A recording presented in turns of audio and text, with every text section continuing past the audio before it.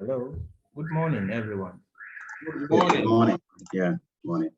You're all welcome to today's presentation. My name is Emmanuel M.N.A, and I'm going to be your moderator for the occasion. So today we are privileged to have with us Dr. Emmanuel M.N.A Nyadzi Attoh from the Wageningen University and Research, Netherlands, to present to us on the topic making weather and climate information services actionable for farmers, the value of integrating scientific and indigenous forecast. Before Dr. Nyadzi comes in, we would like to appeal to all participants who have not yet registered to kindly do so by clicking the chat icon. You'll see the link there so you can register. So without much ado, if Dr. Nyadzi is ready, please kindly take over. All right, thank you very much, Dr. Kwanzaa. Yeah, let me share my screen as quickly as possible. All right, so thank you very much for the opportunity to present on this very old topic, but at the same time, a little bit controversial and also relevant for the time. And I would like to thank the organizers, GMET and KNUST, as well as the SWIT project organizers for inviting me to talk about this topic. I'll spend the next 45 minutes trying to explain a bit on how we can harness indigenous forecasts in a way that in a very semi-quantitative or quantitative manner, and integrating this with a scientific forecast. So we'll be able to improve the information as a result of that comes from climate services. Before I continue, I know in the part of the audience, there are likely to be people who are not climate experts. And so I want to give a bit of a background to this presentation.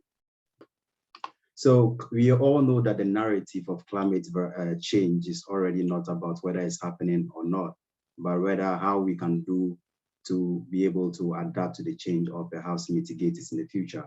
The increasing changes in climate is resulting in an extreme events such as extreme rainfall and temperature resulting in flooding, drought. And this particular change is affecting everyday activities in different sectors and in society. But most importantly, this actually is affecting farmers in a very unique way, that the unpredictability of the atmospheric condition is making it difficult for them to formulate their decision as to whether to plant and when to fertilize, and even perhaps when to grow, when to harvest their crops. So it is important that in order to help these farmers, we need to provide them with timely, accurate, and usable climate information that will help them resolve and also these problems at the same time improve their productivity. But weather and seasonal climate forecast models have been helpful over the years, but there's still some limitation, and with the hope that as day goes by, these models will be improved. But as it stands now, this model have a lot of limitation. And as a result of that information we give to these farmers, the usability is a bit less, if used at all. And so these farmers depends on their indigenous forecast to be able to make some predictions and formulate farming decisions as part of their activities. So currently, historically, and also like most places currently, the approach to climate services is that scientists will produce this information and then give it to end users, for these end users to make use of it. However, over the years, we realized that this particular one-model approach to, one-directional approach to climate services has resulted in mistrust, unreliability, and unacceptability of these forecasts by farmers. So the recent call is for a two-directional approach, which Professor J talked about co-production in one of the series. And this co-productional approach is supposed to have a process that is inclusive, collaborative, and flexible. And so that farmers or end users, together with researchers, co-explore the problems together. They try to co-design the solution, co-create the solution, and even co-evaluate if the solution was meaningful or not. The product of this co-production is supposed to be demand-driven rather than supply-driven as we had known it previously, and trusted at the same time, very useful for farmers. So having been able to explain this, I just want to go ahead and a bit touch on a case study that we presented some time back. And this case study was actually conducted in Ghana. And so we all know that for those of you who are not in Ghana, northern Ghana is relatively a dry place. And so the story behind this project is initially we started by trying to evaluate seasonal forecast from ECMWF, European Center for Medium Range Weather Forecast, so that we can provide these seasonal forecasts from outputs from ECMWF model for farmers to use. But when we got there, we realized one thing, that these farmers were not using this particular forecast, a scientific forecast, and they were only using their own indigenous forecast, at least majority of them, in as much as some of them have access to scientific forecast. So the question is that why are they not using this forecast?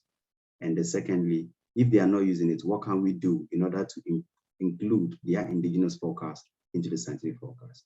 Because we have the mind that this indigenous forecast have faced a lot of skepticism, and most people in the scientific community are a bit skeptical as to accepting this forecast. So the only way we'll be able to include this is to make a case for the indigenous forecast. And so I want to say here categorically that the attempt is not to discredit scientific model forecast, but rather to try to see how we can harmonize the best of these both worlds to produce a reliable one. So the region is very dry with a long period of dry season of about 7 months and the remaining being rain period. And also we focus on rice farmers in the Kumbungu around the irrigation area. Already we all know that Ghana Meteorological Agency is providing information on climate and weather. At the same time, some private companies are also providing the same service. Example is Soko in the country. So the core problem is that every farmer usually starts to make preparations for planting crops and with the onset of the rainfall in mind. So after months of dry, the soil is dry and hard, this farmer may ask himself to start to look into the skies, expecting the first rains to appear, which will indicate the beginning of the major season. When the rain finally comes, you all know the farmer then starts to plow his land and plow his crop and plant his crop. But his mind is always filled with a lot of worries and a lot of doubt. And what he asks himself is, how much rain will there be in this season? Will there be another dry spell shortly, just like the one that came previously and destroyed his seedlings? Or should he wait a little bit longer? So these are some of the dilemma that goes on in the farmer's mind. And it's because we are not able to predict the weather, our atmospheric condition in a very accurate manner, which will help them. So this is an example, a farmer expecting rain, the rain doesn't come and the whole field is dry. Or a farmer trying to plant his crop expecting a normal season and the whole season become very flood. High rain or above normal rain, such as extreme rains resulting in flood of his field. Even the irrigation scheme managers, this is a Sicily coupon image which I found sometime. They find it difficult to predict the water levels because they cannot predict the rainfall. And so these water levels will determine the amount of water they push into their fields, or they also determine the kind of irrigation practice they go, whether gravity or using electrical pumps and stuff like that. Now, the challenge also with the information that is produced currently is that one, they are in a high resolution at regional level. And not only that, the farmer asks himself, what can I make use of this kind of information that is given to me? So we have to make sure the information we are providing are very actionable. So as a result of this, we came out with the knowledge gap that is because of some limited knowledge on socio-ecological issues that hinder or promote climate services. And also a mismatch between forecast information and farmers' needs. And more importantly for this particular presentation is a limited knowledge on how to integrate indigenous and scientific forecasts. So my presentation will particularly focus on this integration. And I'll deal with understanding the techniques behind this forecast and how to determine the skills and accuracy of indigenous forecasts. At the end of the day, not only this part will be able to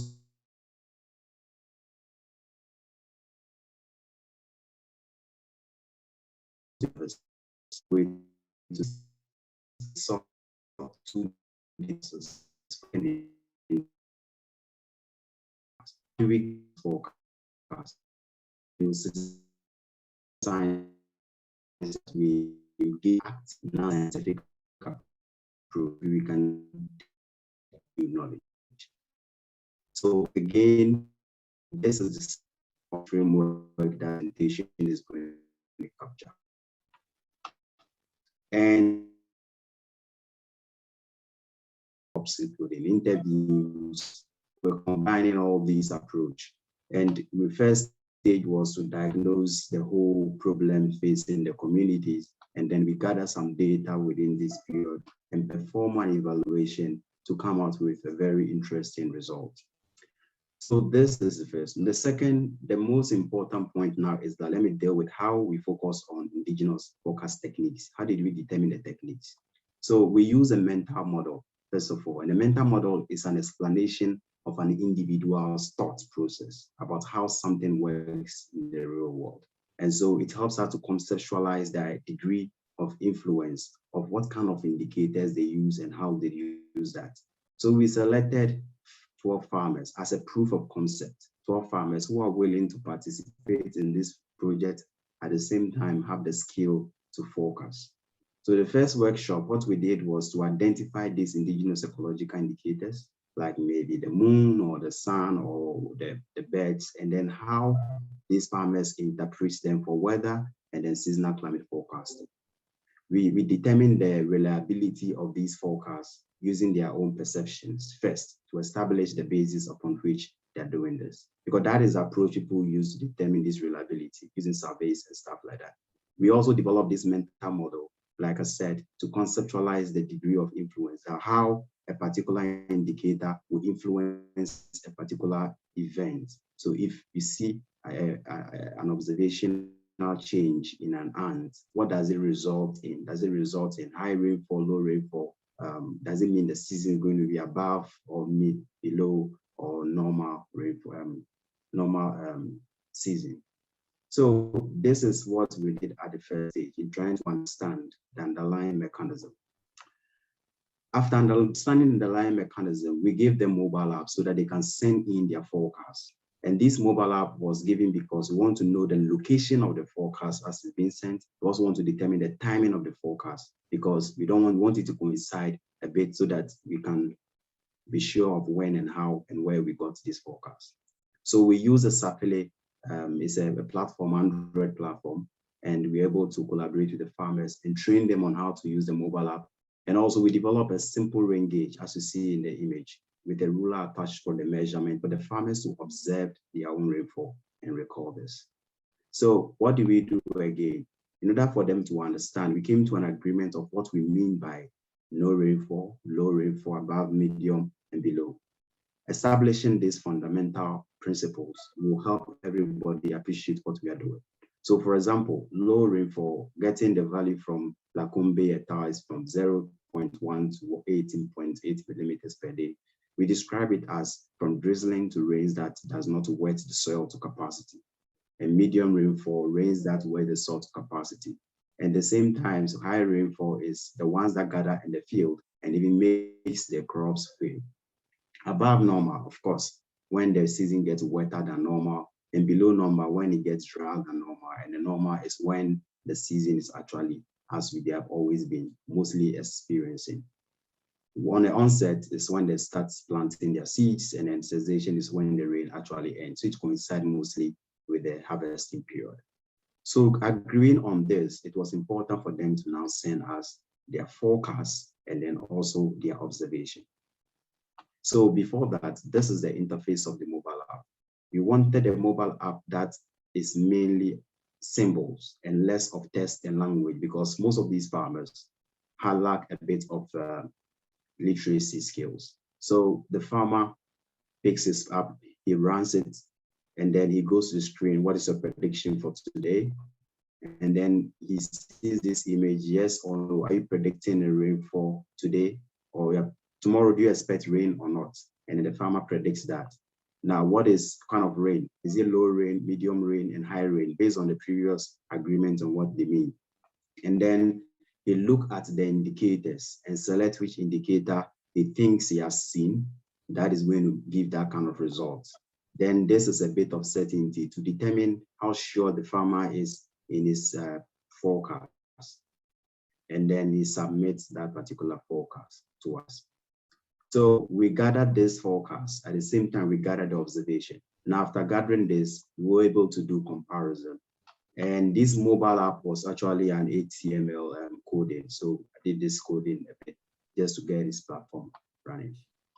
So this is what we observed with the rainfall. Good. So we exported this rain forecast data and from the mobile app in the form of an Excel. So you can see it gives us the time, the date, and the various information that is what the farmer is actually predicting. And we sorted this data out because in this particular form to see it more clearer.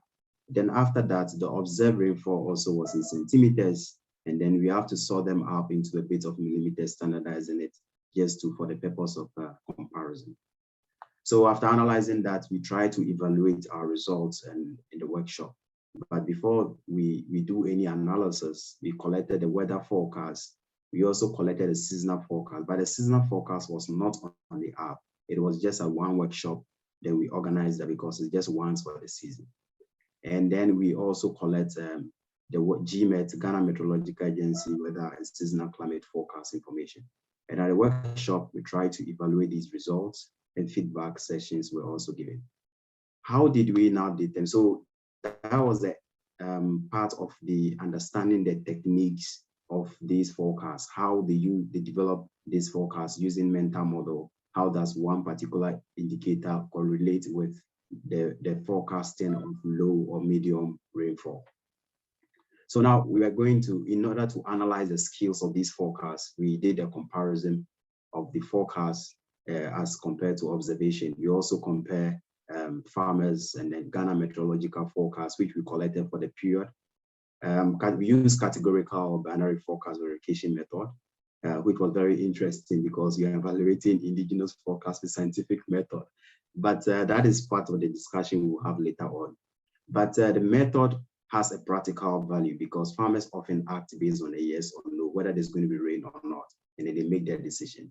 And so we use this kind of a contingent table, event forecast, whether we have hit or they miss it, or there's a false alarm, or there's a correct rejection.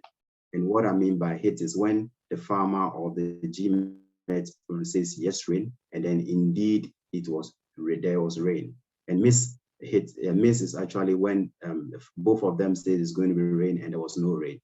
And then false alarm is you provide the fact that there's going to be rain and then there was actually no rain. And then the correct rejection is sometimes you forecast that there's not going to be rain and indeed there's no rain. So this is the approach we use for the evaluation. So it is important for us to know that before we can do the integration also, most often the scientific forecast from Ghana Meteo comes with probabilities, but indigenous forecasts do not. So what did we do? We expected to estimate the number of expert farmers who may forecast a yes, no, above normal as to estimate probability or the percentage out of that. And not only that, the corresponding probability of the indigenous forecast then that we estimated based on the number of expert forecasters, we actually merge them together with the combined forecast using a simple weighted average method. So you could see we determine first of all the scale of each forecast, which is the alpha, and then which is this alpha, and then the beta. I give you that's the weight of that forecast, and then basically the probabilities are x1, x2, as you can see expressed in this particular diagram. So this is an example of a seasonal forecast, how we're able to estimate it. So for the indigenous forecast, how did you estimate the probability? Or how did you estimate its scales? So what we did was that we actually estimated this by the AN, which denotes actually the probability of occurrence of the indigenous forecast. Okay, for category whether above normal or below normal or near normal. And then we divided by the total number of people who forecast and express in percentages. But I think if you look at some papers, you see to read more on this particular explanation. Yeah. So that was what we did, and we tried to use methods, multi-methods for the skills, understanding, analysis, multi-method for the techniques also. So now let's go to the findings. So what we did was we first of all identified the indigenous forecast. What do they use? How do they interpret this forecast? And how reliable are these forecasts? I do not intend to scare you with these slides, so I left the link for you to read a bit further on that. So for example, a farmer to forecast the weather, the daily weather, he uses an earthworm. So the appearance of a large number of earthworms on the day is a sign of rains the next day or few hours. Another example is that large number of butterflies continuously flapping their wings in the skies without taking shelter only signals rains in a few hours to the next day. Now, these indicators that they were using, you can also see the reliability here. Some of them are very reliable according to them, but we tested it ourselves and we'll compare. I'll make a remark on that as well.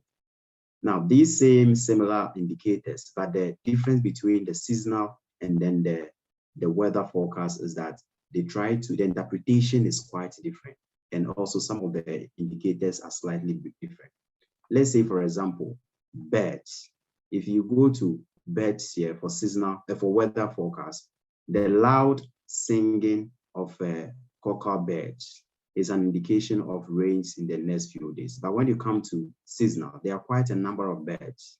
So you see that the hornbills birds, and the large flock of swallow birds. So the interpretations and what they look at are quite different from weather and seasonal. So after understanding these indicators, the next thing is to see how does each indicator correspond to a particular event. And that is what the mental model actually helps us. So you can see that some of these arrows are quite bigger, others are very thin. If you look at mosquitoes, for example, it correlates directly to high rain, as compared to mosquito correlating to low rain, which is a tiny arrow. I think this will give a better image. So mosquito has a higher interpretation of mosquito for weather, has a higher correlation with high rain as compared to medium rain and then low rain. So that was what we did to try to establish the link. And what the mental model does is to assign value to each of these links. And it helps us so that we understand if a farmer sees this particular indicator, what does he actually predict? What does it mean to him or her when it comes to the type of rain and also whether the event will occur or not. The same thing was done for seasonal forecast. We also see, if you look at, for example, birds have a very thin line connecting to, birds have a very thick line to onset. And then if you look at, let's say, ants also have a very thin line to normal rainfall, but a very thick line to onset, which means that they use ants more for onset and they have more correlation with onset than that of the normal range or near normal range, if you say so. Yeah. So the same result we obtained here at the same time. Now that we're able to identify indicators, we're also able to understand how these indicators relate to each particular event. The next thing is to evaluate each of the indicators to see which of them are more reliable. Remember, we did a perceptional comparison, a perceptional evaluation from the farmers themselves, which indicators they thought was reliable. Now we are calculating it empirically. So you can see the indicators here, and then you can also look at into the brackets, actually the number of times that we observe them being used. Butterflies actually was most reliable, and unfortunately or fortunately, it was also the least used. And hot weather was most used, and then the least used was a soil, the shells. If you want to understand how the soil is used, you can find it in that paper to see how the interpretation of that is more.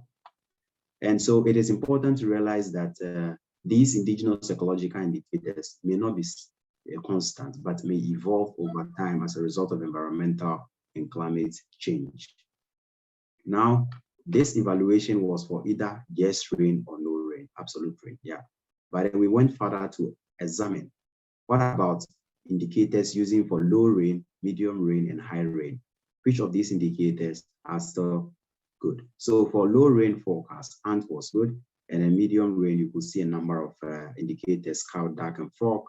And then you can also see earthworm and wind also being most reliable for high rains. Now we try to evaluate the seasonal forecast also for 2017 with them. So they help us predict the seasonal forecast using indicators. It was very interesting because with the seasonal forecast, what you see is that, what you see here in this diagram, not to scare you again, but I thought it was nice to show the whole thing. The first is the communities where the farmers were represented. The second one is actually the total rainfall amount forecast, whether above normal. So with this community, the farmer actually forecast above normal. And then large number of migrating butterflies were used.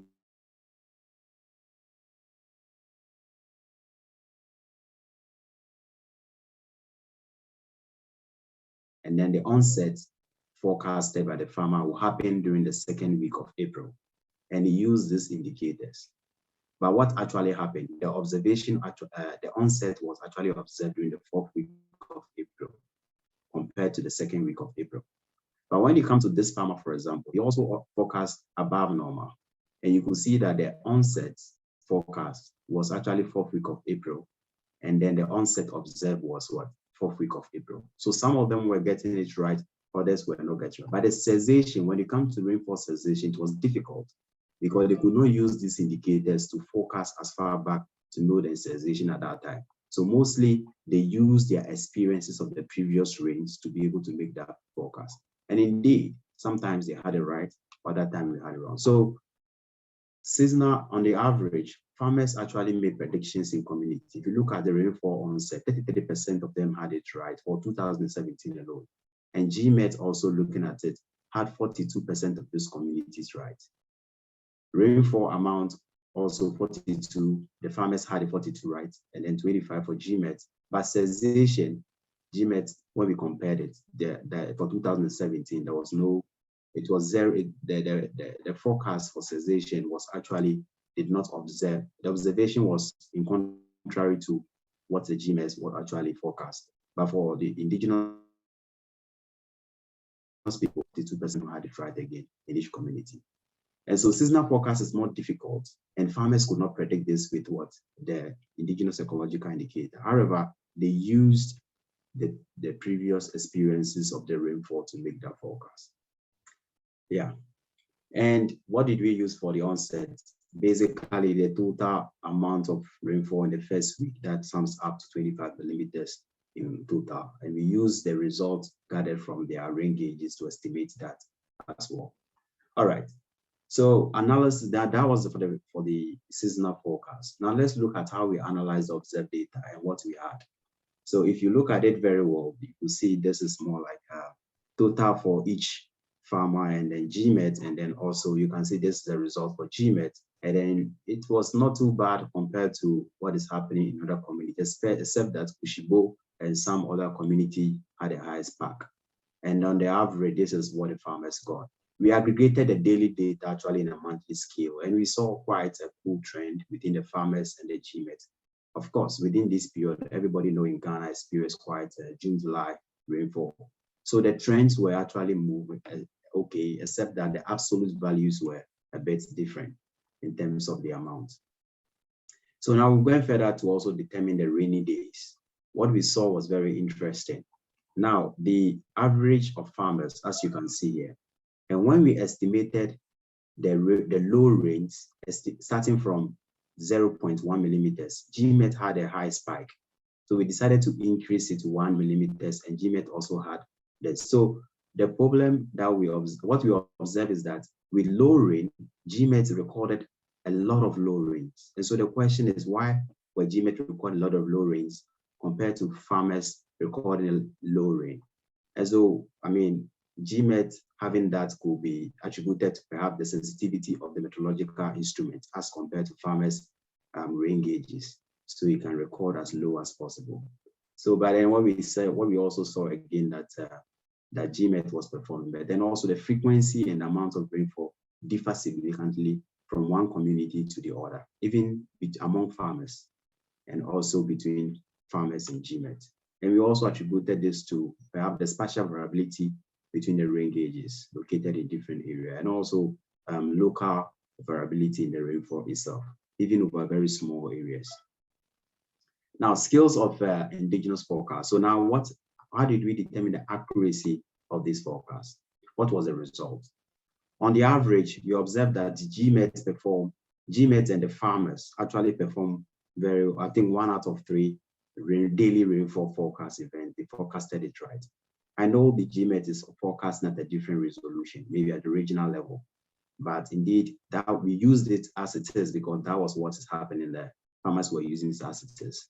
So 1 out of every 3 rainfall, they had it right. However, there were contradictions in some cases between what the farmers have forecasted and what the model from GMET forecast is also saying. And so you can see that when it comes to this, you can see GMET actually forecasting that there's going to be rain. And then when you come to an average, you realize that only 3 of these GMET forecasting that is going to rain, and then farmers saying it's going to rain, and it was right, only 3 of them. So this is more or less like the sector for agreement. And when you come to sometimes the disagreement, GMET actually forecast that there's not going to be rain, and yet farmers also forecast going to be rain. So there was that kind of contradiction. If you go further, GMET also forecasted a false alarm result, and then farmers correct rejection. So these are some of the contradictions. Sometimes farmers get it right. So now the question is, how do we integrate, when we integrate this, will we be able to resolve this contradiction when GMET and scientific forecasts are pointing in different directions? That becomes a very important question for us. So we tried to do the integration using the probability method. And when we did integration, we saw one thing, that the integrated forecast performed better. And that is the average performance. But there were also some variation across monthly. But the total, the IPF method performed better. So we now look at the 2017 and 2018 seasonal forecast between indigenous farmers forecast and then also scientific forecast. So for example, indigenous forecast for 2017, they predicted 58% probability of a near normal rainfall. Scientific forecast also predicted above normal rainfall. And then integrated probability also forecasted near normal. At the end of the day, the result was near normal. So it resolved this contradiction between the scientific and indigenous forecast. Now, indigenous forecast for 2018 expected above normal. Meanwhile, the data from GMET was saying 35 chances for near normal and then above normal. And then the probability, the integrated forecast also gave above normal, and the result was also above normal. So we could see that the integrated probability was producing a good result and also was resolving the contradiction as well. So when we presented this to the farmers, what was the level of acceptability? It has a greater potential for acceptability among farmers. About 93% of the farmers want this. I remember a farmer saying that 2 heads are better than 1, just like most people in Ghana love to say. And so they think that combining such thing will result in a good output for them. And the reasons they gave were because of the reliability, it also less time, and then also resolved the contradiction, which was more important for them. So my final remarks is that there is a myth that indigenous forecast is intuitive. And this proof of concept is trying to make us understand that, yes, there are divine ways of predicting the weather, and there are superstitious ways, but indigenous forecast mostly is based on a rational process. And it's a skill that would definitely improve with age and experience. And this gives the scientific community hope that we can use indigenous forecast for something. And then the possibility is that to collect, we have made it possible for everybody to know that there's a way that, of course, this is just a proof of concept once again, but there's a way we can collect indigenous forecast data, analyze the skills behind it, and also the accuracy, the skills and the accuracy in a more semi-quantitative or quantitative terms. Now, we determine the reliability of the forecast, indigenous forecast, people forecast, using perception first. Most studies actually use survey. What do you think your forecast? Is it good, bad? That kind of perceptional studies. But when we compare it to the empirical analysis of the data we gathered, we realized there were different kind of results. And so we should be cautious whilst using perceptional studies alone, and also try to move a bit into the empirical analysis of collecting forecast data and working with it.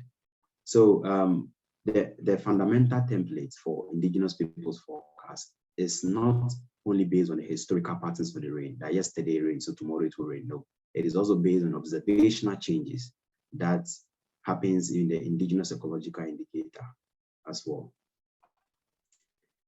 There's confidence in the data because when I showed earlier, you can see that the trends were similar to that of Ghana Meteo data, and also for data that or analysis that were performed with from other studies, such as Manzanas and then Lacombe, they all performed some analysis. And you can see that these particular trends were similar. Now, one thing we must also know is that to get a good quality data, we need to select the best expert forecasters. And this can be determined when we go to community and include people who are really on the grassroots and they know themselves and who is good and who is not. So I'm saying this is a proof of concept. So we have a relatively short period of data set. Like many other projects, times are always on the time on this on us are not always on our side. So we collected a limited amount of data. So longer time series is needed for a more robust analysis and evaluation going forward. Now, how will this help? When we engage indigenous forecasts, indigenous people to collect forecasts for us, to collect observation at the same time offer some forecasts, especially in areas where scientific methodological infrastructure is not really sufficient. We'll be able to beef up our data sets and try to bridge the gap that exists in this particular aspect of climatology, with forecasting especially. Yeah. So the best of both worlds, scientific forecasts and indigenous forecasts, no doubt have their own inherent weakness, but this can be addressed. There's a potential that the IPF can address this, and we need to perform further studies to elaborate and validate this process, and even develop a more comprehensive methods in trying to collaborate both scientific forecasts and indigenous forecasts. So the proposed IPF method has the potential to eliminate the contradiction of forecasts pointing in different direction, and also provide final forecasts at a final resolution and location specific. It also improves the reputation of IF and SF. If you engage farmers, you engage scientists, and you come together to combine this. Farmers, not only scientists, are skeptical about indigenous forecasts, but even farmers themselves are also skeptical sometimes about scientific forecasts. And bringing these people together will let them share the risks involved in forecasting.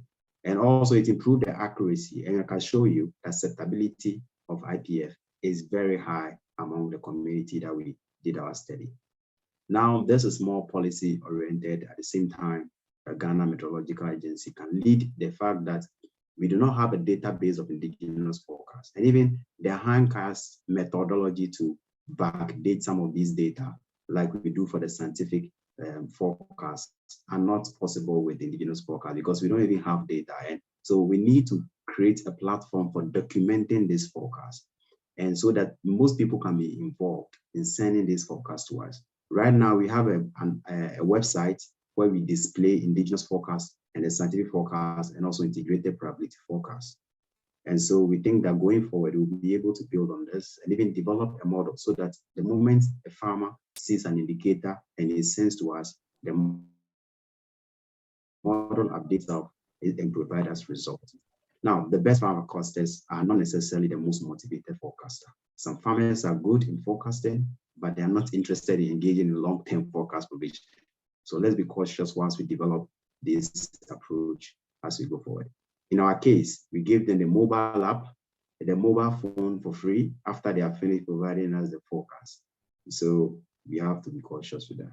So these are some papers that we have come out with, published regarding this. So you can look at it and read more about it, and then we see how best we can improve the idea of encouraging people to harness this indigenous forecast.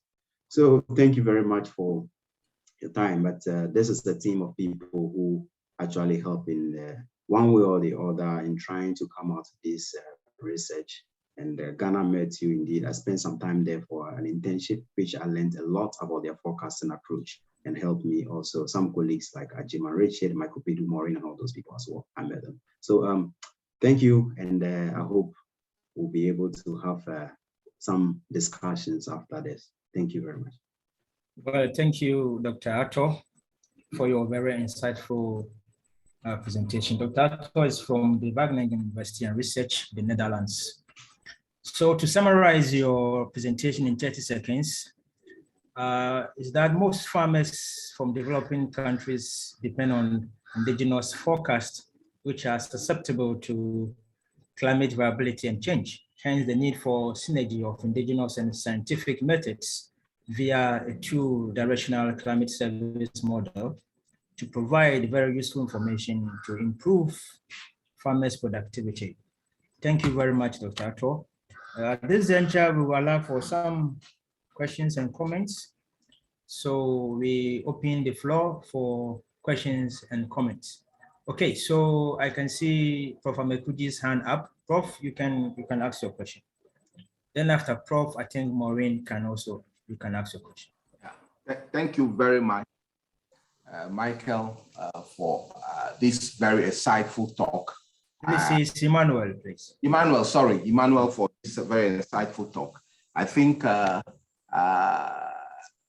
share a very good opinion about this synergy, trying to build a synergy between the indigenous information and vis-a-vis the science, so that at the end, this thing. So it's a very good work done. My question, while I was looking through the various information, that is the forecast methods that were used by the, especially you talked about birds, you talk about worms, that is the worms, another this thing. I was wondering, do you perchance come across salmon with millipedes and centipedes? Do you have anybody using? What we observe is, what we recall that they are caterpillars they use, but they don't. Which one? The millipedes and centipedes. No, I asked that because I personally have done that observation. Okay. Which I have not documented, and in fact, they are also one very important reason. They immediately you see a number of them coming out. You are very sure that we are almost at the onset of the rain. I have done that consistently vis-a-vis as a scientist and also as a farmer. I have done that. I have used that, and I think that maybe others. So just to say that there might be other information that has not yet been captured. So I think that the work still have more to be added. Get as a complete this thing, but it's an excellent piece of work. Then the last one I want to ask: did the indigenous rain gauges? What type of rain gauges were they using? Okay, they were not using anything. We are looking at the variation on the what is recorded in GMED and what they are recording. So you realize that the rain gauge type will also talked about other likely information, for example, the windshield error, and then all other things that will cause that other minimize the amount of rain that will be collected by that gauge and so on and so forth. There are various things. Yeah, it's true. I mean, the type of rain gauge that we use was not a very sophisticated one, and so, like I mentioned, the GMET rain gauge perhaps is very sensitive compared to what we use. And so you realize that it's able to record quite a large number of even low type of rain gauge were they using? I showed it there. It was a bottle with a ruler attached to it, just a very tailor-made kind of rain gauge. Okay. So going forward, we should be able to do something, provide a better meaningful, a more meaningful rain gauge, and they will be able to do that as well. Yeah. Okay. Thank you. These are my questions. Okay. Maureen, you can ask your question now, please. Yeah, no, mine is not really a question. It's just a contribution. So thank you very much, Emmanuel, for your presentation, and it's very insightful. I think currently also in GMAT through this week project, we're also trying to now focus more on forecast verification using users kind of feedback. So I'm very happy that something like this is also done in terms of assessing the forecast, but there's more for us to be done on this to help improve and see how we can integrate all these aspects. So I think later in the future, we'll also share what we've been doing in regards to users aspects in terms of the feedback, how it's also helping to help us evaluate our forecast, especially areas that we do not even have rain gauges or to be able to access the data from them. So I will encourage users here that anytime we give our forecast, please feel free and then give us feedback because they are very helpful to us. Before I drop off from my input, I would like to encourage all participants here, please kindly use the link I shared in the chat to just register. We just want to know the people who have participated because we see some people register and they do not participate. So we want to know those who participated, where they are. We want to broaden this kind of presentation, not only limiting to Ghana. So we want to see all those who are participating, and this will help us in our future plans. So spend just less than about a minute to just fill in your information for us. We have about 53 here and I've seen less than 20 people registering. So kindly do that for us. Thank you. Thank you, Maureen. So now I go to some of the messages. So we have one from Michael Bedu. He says that, a good talk, Dr. Nyadzi. Do you have proposed scientific explanations for some of the indigenous approaches mentioned? For example, migration of birds, appearance of worms, singing of birds, etc. I believe there should be an interesting explanation for these, which we could utilize to improve our ability to detect approaching storms and forecast rains. Yeah. Okay. So I think that's a very good question. It's one of the things I've been trying to reconcile is that, of course, we know that weather forecast, we use atmospheric conditions in terms of wind, pressure, we use temperature, we use, there are a lot of scientific metrics or indicators that we look at. And when you reconcile what is happening, so let's say an ant comes out of its hole, or let's say a bird started moving. If you can, even wind direction is also one of the things we use for scientific forecasting. So the wind direction can also propel the birds to move in a certain direction rather than against the wind. So this kind of things that happen in terms of wind direction, the pressure, temperature, they are all reasons why these indicators observed or make changes to their own behavior. All right, so it is true that there is a scientific basis as to why these kind of changes occur in the ecological indicators. So we have to actually pick them one after the other if you want to, and then try to reconcile them. But another thing I want to mention also is that the farmers also do not use tensor probability or perhaps time series analysis or more complex scientific terminologies, but they also use observation and match them with current experiences and match them with current observation, which we do also. Look at historical and then look at what you observe and then try to compare. So there is a synergy between what we do in the scientific community as compared, just like what they also do in their own indigenous way of analyzing stuff. Yeah. Well, thank you very much. Now we go to Paul Uba. I hope I had your name right. Paul says that good presentation, Emmanuel. Please, what's the methods behind the IPF? All right, so it was a simple probability, weighted average method. And then before we do that, we try to determine the probabilities of the indigenous forecast because that of the scientific forecast is already known. And then we try to put the probabilities together. Now, with the weight which is the alpha and the beta, is actually depend on the scales of each of the forecasts. And what I mean the scale is comparing the indigenous forecast observation. We determine the percentage that was right, and then comparing scientific to observation, we determine the scale. And so we associated the weight. So in the future, the weight given to each of these can vary, and that will determine your final outcome. So if you put more weight on scientific forecasts, then you're going to get outputs like that. But it's important that the weight is given based on the skills in the forecast collected itself. So I hope I'm able to explain this. Yeah.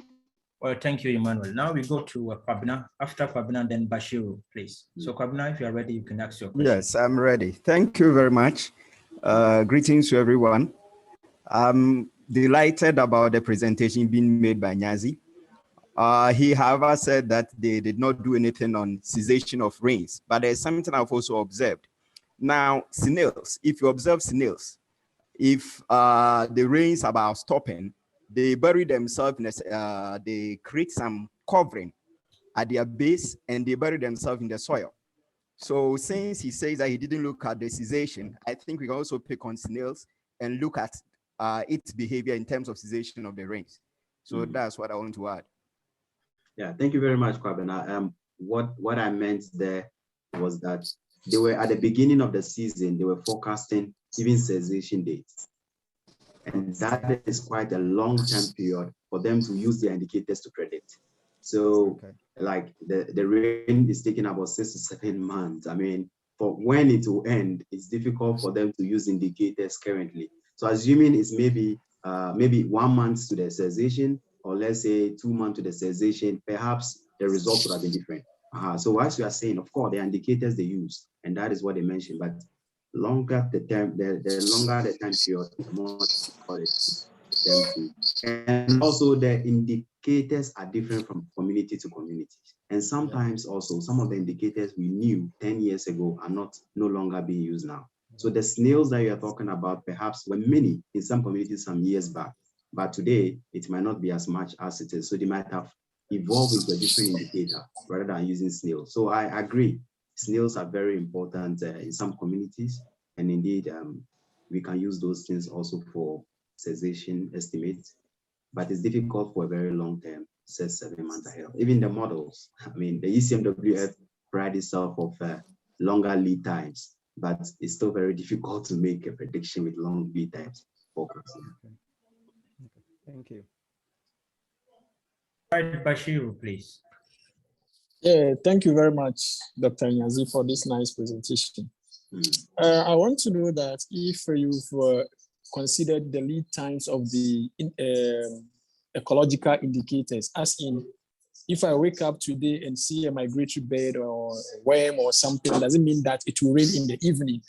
So the lead time between the observation and either the start of the rainfall or the onset of rainfall in terms of weather or climate. Yeah. Okay. So what we did was that we look at only daily rainfall and then also seasonal rainfall. And like I said, some of the interpretations were that there will be rain just a few hours to about a day. So going forward, we should be able to estimate these things in a more absolute or categorical level. Like if you see this interpretation, it means that rain in maybe 2 hours. And is it right? But we are all very aware that even with when we are using satellites to monitor the storm moving, sometimes there will be a lot of energy and wind moving the storm towards Ghana from maybe Togo or Benin. And then by the time it gets to Ghana, it's already dissipates on the way. So these things are very difficult to come by, but they're able to tell from few hours to maybe a day. That is one thing that, yeah. All right, thank you very much. I think that you have a comment from Baidu. I think this time is a suggestion or something. He said, as you said, GMET forecasts are over larger regions, whilst individual farmers forecast for specific locations. A good network of farmers could help to downscale the course resolution forecast from GMET, which will be useful for individual communities. Exactly. Yeah. Farmers.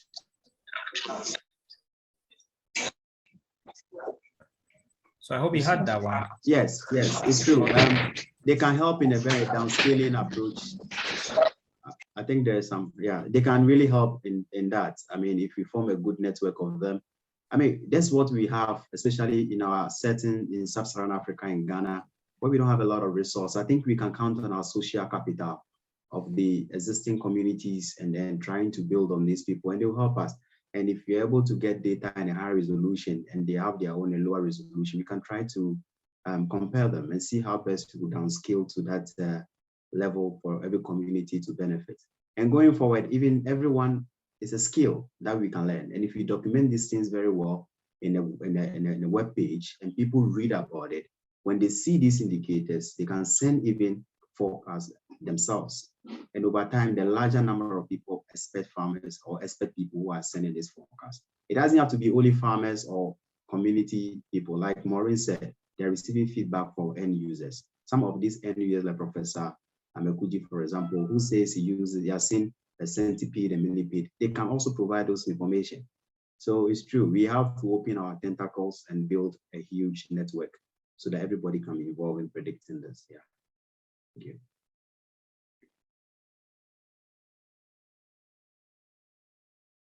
You are muted, no, you are muted. All right, sorry, thank you. The next question is from Neri Havana. She says that I would like to know what is the definition of the onset you used here. Thank you. All right, I think I mentioned that the onset is, we use a definition that is established in one literature. It's a week in which an accumulated rainfall is about 25 millimeters. The first week of the rain, for 25 millimeters. I know we use that in literature, but it also depends on your own definition on what. To show there are a lot of definition of onset anyway, but that is what we use. So we are now, what we did was that their observation that they did, we tried to accumulate it by weekly and then see the week that we had that amount of rainfall, be able to start from there. Yeah. All right, thank you. So we go to Prof. Mekuji again. I can still see your hand up.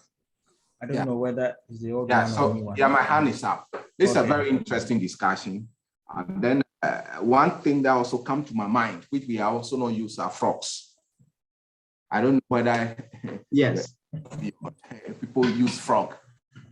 Yes. So another very important for process that can be used for both, in particular, I think you know that the yes.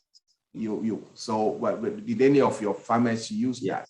It was used, yeah. It was used, okay. Yes, yeah. It was used. But it's like most community, every community seems to have an additional staff. Now a student of mine is working in Kenya and is identifying a number of indicators, and quite interesting, you find that some of the indicators there, some of them are the same used in Ghana, but there are always one or two that is, because every community and what they have seen and what, depending on the ecological zone as well. If you are in the savannah, I'm sure there are indicators that are not there in the transition zone or in the forest zone. So you are right.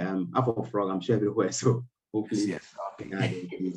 Okay. So the last one is more so of a contribution. I think that what has been done by Maureen in Swift, Maureen and his team in Swift, and what you have done, there's we will try and build a synergy and expand, and really this will be a very interesting starting point where I mean GMET's forecast and then that of the indigenous will really blend very well, because the validation work that she has done, and she did it across the country. You have done in a specific location, but we can expand both and bring it together so that at the end we will build a very strong tool for our farmers and other users.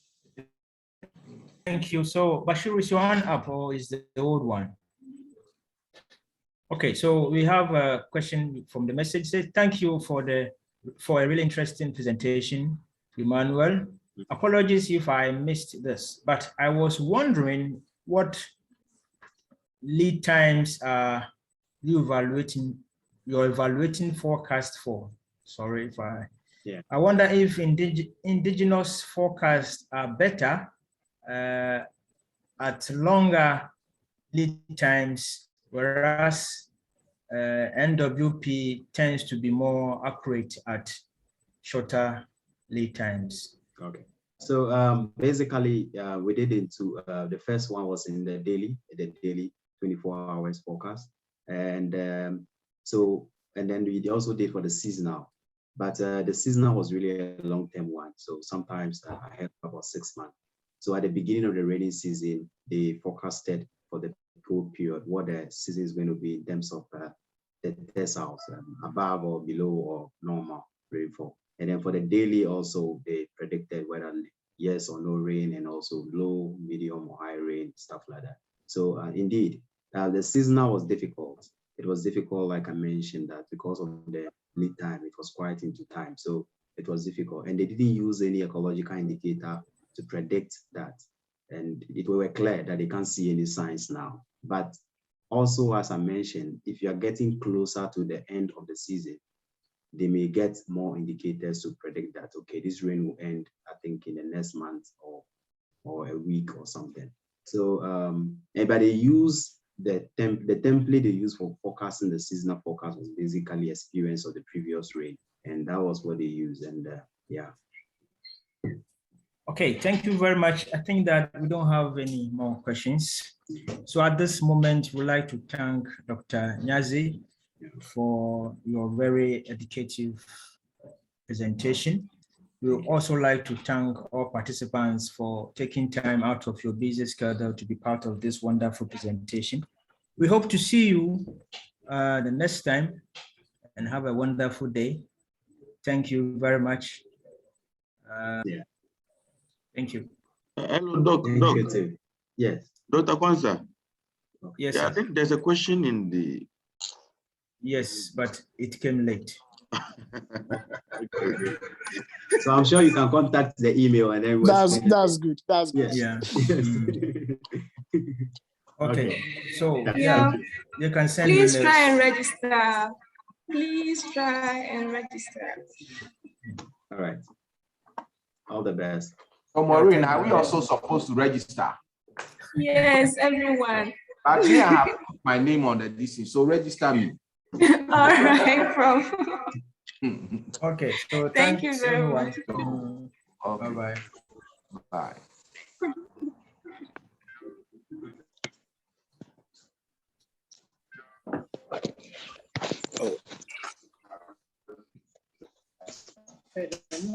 Bye-bye. Bye. Bye-bye. Hello. Bye-bye. Bye, Jane.